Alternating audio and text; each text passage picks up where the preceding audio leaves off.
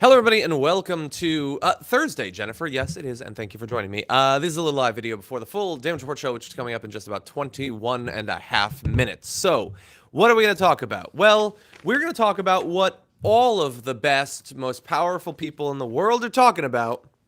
Badgers, that most fascinating mammal. What's up with them? Okay, if you don't know what I'm talking about, that's probably for the best. But Donald Trump knows what I'm talking about. And specifically, two Daily Beast reporters, Lachlan Markay and Aswan Swabesang, they have a book coming out. Sinking in the Swamp, How Trump's Minions and Misfits Poisoned Washington. And look, it's going to include a lot of serious information, all that. I'm sure maybe we'll even talk to one or both of the authors when it comes out. But one of the most fascinating early details, I would say on the level of the leaks that came from John Bolton, was something that in the early days of the Trump administration, when Reince Priebus was there, the bizarre fascination that Trump apparently had with Wisconsin's unofficial mascot, the humble badger. So one of the authors had tweeted, President Trump would repeatedly derail White House and policy conversations he was having with Reince Priebus to ask him if Wisconsin badgers were mean to people and what they ate. There's a lot that fascinates me here. But the idea that one of Trump's chief concerns about this animal was, wait, are they mean to people? I like the idea that at this late date, Donald Trump is starting to develop a specifically badger-focused sense of empathy for other people. So Trump wanted to know about their disposition. Are they mean, or are they friendly creatures? And crucially, and this is among the more fascinating sentences I've heard from an adult, he wanted to know how badgers work exactly.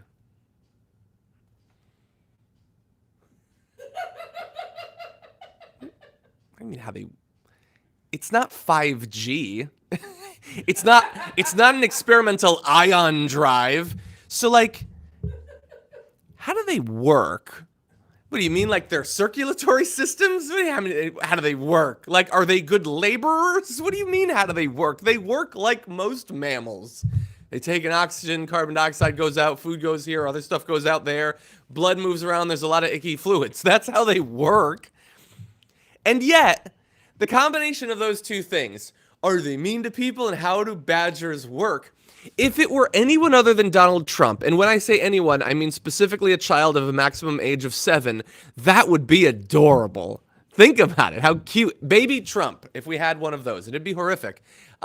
Just curious about animals, and how do they work? And why does rain go down instead of up?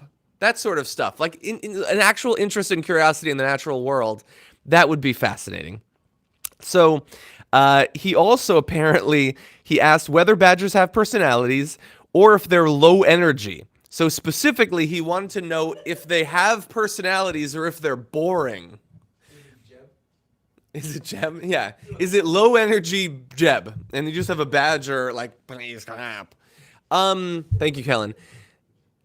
I don't know the answer to that. I'm gonna be honest. Jeb Badger, exactly.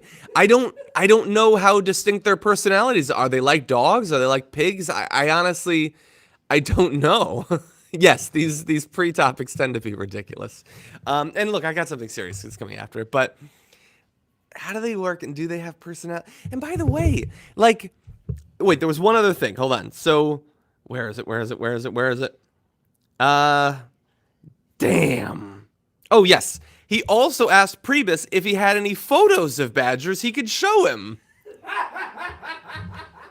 Which, look, yes. Have I asked to see pictures of dogs? Yes. Recently? Yes. At work? Yes. But I also know on some level that I possess a phone. I should, Nick. I possess a phone, and at any time that I want to see pictures of Australian Shepherds, which is most times, I could Google it on my own. He's on a phone constantly, even in these meetings, he's on the phone. You doop-a-doo, and then you got pictures of badgers. And I'm sure there's cartoons that explain how badgers work, if you want to know.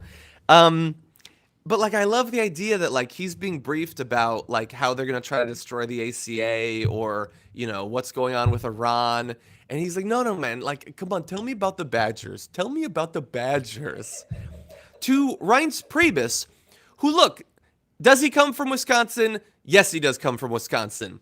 Is there a reason to believe he's an expert on Badgers? No, I don't believe that there is. And look, I just hate the stereotype being spread of Wisconsinites as Badger enthusiasts. They're not all, and they don't have to be. They're individual people in Wisconsin. They can be into Badgers, or they can be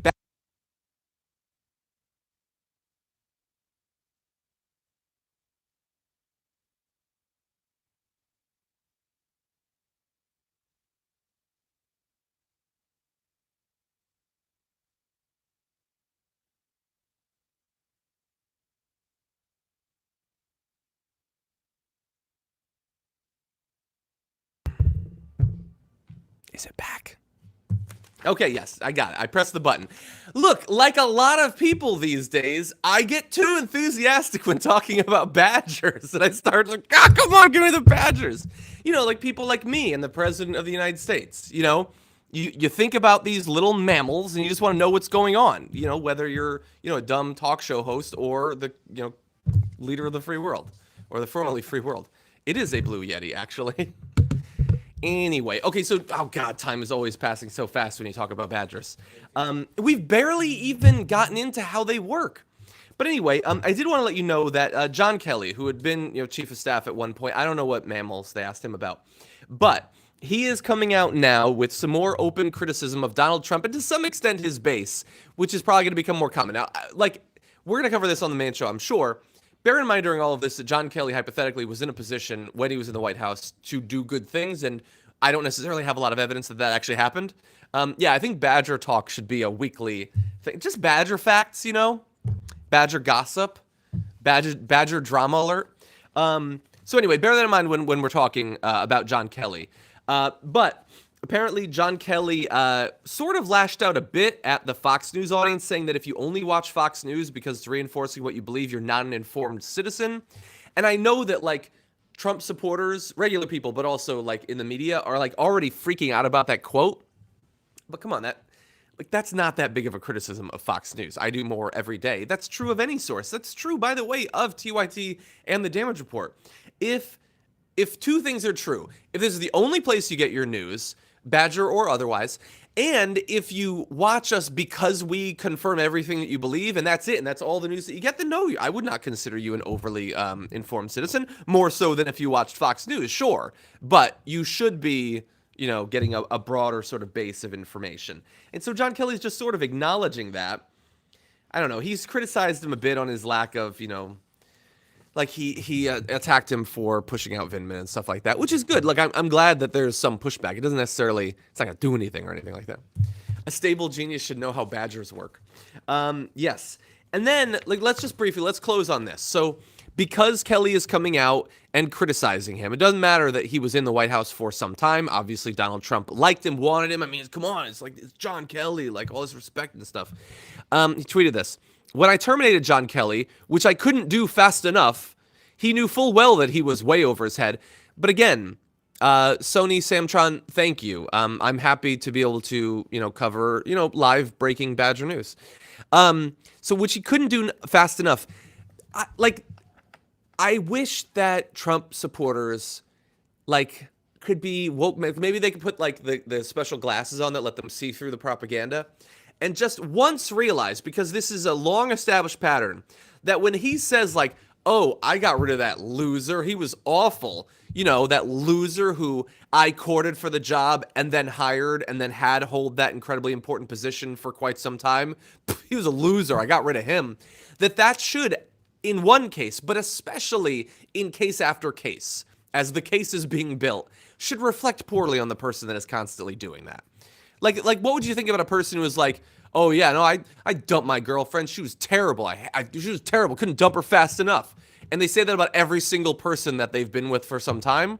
That's not necessarily a story of the exes. That's a story of the Badger in chief. Okay, so he says being chief of staff just wasn't for him. He came in with a bang. went out with a whimper, but like so many exes, he misses the action and just can't keep his mouth shut. Like, is he comparing John Kelly to people that he used to sleep with? I think that's what that is. Like so many exes, he misses the action and just can't keep his mouth shut. You know, because people that he's been with formerly have like told stories about him. You know, like the affairs that he had a few years ago, and you know, his wife who alleged in a court filing that he'd raped her, like those sorts of things. That's what he's alluding to. So let's see, which he actually has a military and legal obligation to do. So he's saying that he's breaking the law. And then this is where it gets ridiculous. His incredible wife, Karen, who I have a lot of respect for, once pulled me aside and said strongly that, saying strongly doesn't mean anything. John respects you greatly. When we are no longer here, he will only speak well of you. Wrong. So, like, what is this supposed to be? Is this, like, in the court of public appeal, like, quote cucking him? Like, saying that his wife had something nice to say about Trump? What a dumb... You know what? Like, the collective... Oh, Jeremy, I'm glad that you're enjoying Red Mars. Look into Kim Stanley Robinson's other books, too, once you're done with that. I can make a few recommendations. There's a climate change book that's really good. So, like, when this is the sort of news that you have to cover on a daily basis, it wears you down to the point where the only news that you look forward to is Badger-related news, honestly. Like, you can't cover more serious stuff than that. Joe Hiker, will you be celebrating Clobentine's Day tomorrow? Oh, Jesus Christ. It's spreading. Hold on. Let me see that. Can you go one day without mentioning the clown? I'm looking forward to a whole bunch of days without mentioning the clown once he's out of office and no longer has power to define, you know, official policy and regulations of the United States government. Until then, no, probably not. I cannot. But I'm working on it. I think we're all working on it. We have that in common. Okay, so thank you, everybody, for joining me for this edition of Breaking Badger News. We'll have more for you tomorrow, obviously, as we always do. 1 hour a day of Badger News. That is our guarantee. But I did want to let you know what's coming up on the show. It is going to be a special show. We've got some new Bloomberg news, including one of the most mind-bogglingly frustrating and ridiculous tweets, not from Trump or any Trump supporter, from an official news organization that you have to see. We've got Meanwhile in, huge news there, but also a guest who's going to be joining us to talk about Joe Biden. That would be this little-known guy named Sean King is going to be on the show, and it should be a lot of fun. We're going to hopefully get to talk a little bit about the race as well, but we're certainly going to be talking about Joe Biden, his record, some of the things he's said about his record, and what the truth is. Also, Chuck Todd doesn't understand why Bernie Sanders is considered a frontrunner. So I'm going to attempt to explain for him, and I'm going to use small Badger-sized words. Anyway, thank you, everybody, for joining me. I'll see you on the next Badger.